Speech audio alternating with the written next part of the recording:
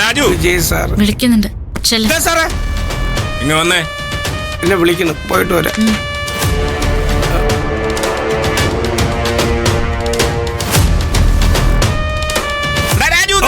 സാറേ വന്നു.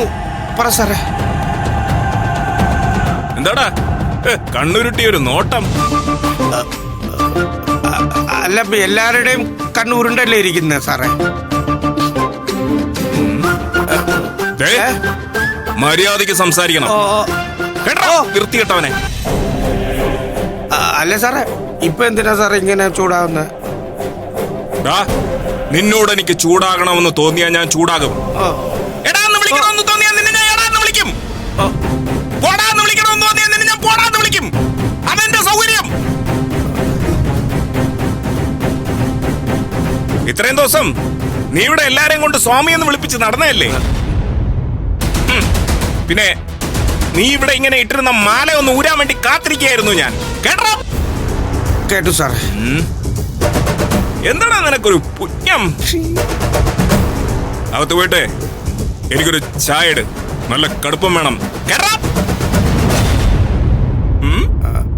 നീ എന്തിനാ ഇങ്ങനെ വായും പൊളിച്ചിരിക്കുന്നേ? അതിന് വായടച്ചു വെച്ചിട്ടല്ലേ നിക്കുന്നേ.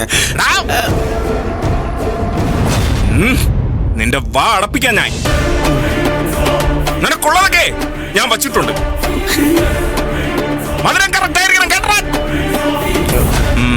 നിന്റെയൊക്കെ ചെവി പൊട്ടിക്കും ഞാൻ. എന്തിന്റെ കുഴപ്പം? ശരിയടാ.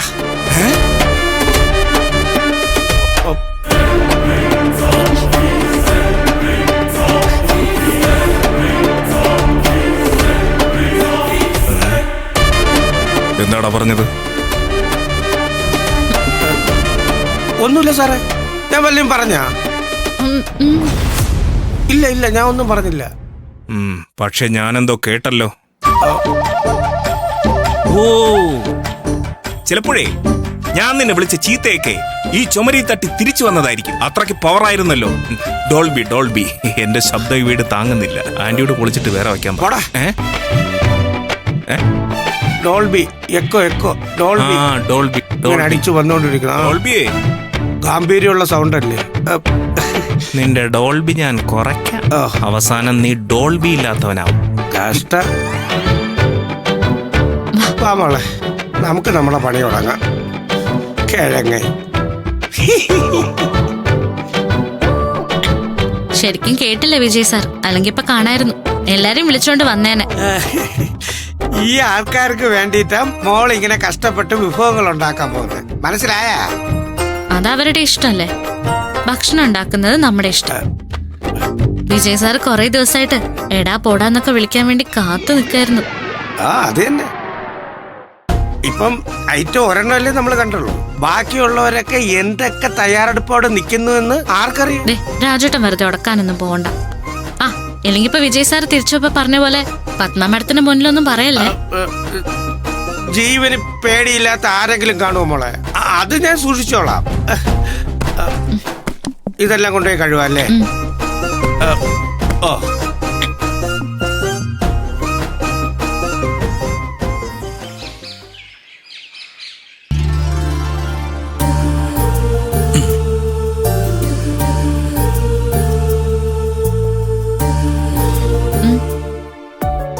സൂര്യസ്വാമി,